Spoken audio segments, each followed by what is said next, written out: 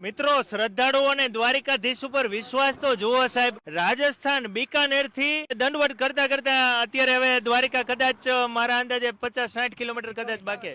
51 kilometre Dwarka થી 51 kilometre આવી રીતે પેટ પલાણી કરીને નીકળવાની યાત્રા એમને શરૂ કરી છે. ત્યાંથી બીકાનેર દંડવત કરતા કરતા ચડવાનું, ઉભું રહેવાનું, સુવાનું, ઉભું રહેવાનું, જમીન માપતા માપતા હવે દ્વારિકા 51 કિલોમીટર રહ્યું છે. હવે દંડવત નહીં કરવાના, હવે પેટે પલાણ કરવાનું. આમ દોડતું દોડતું નીચે આપણે દોડવાનું નહીં, આમ સુતા સુતા પેટે ઊંચું નહીં કરવાનું. સુતા સુતા 51 કિલોમીટર દ્વારિકાના દર્શન કરવાના છે. 1315 કિલોમીટર દંડવત 1350 કિલોમીટર સુધી દંડવત કર્યા અને 51 કિલોમીટર હવે પેટે પલાણ કરવાની છે. कितने आदमी अब साथ में हो?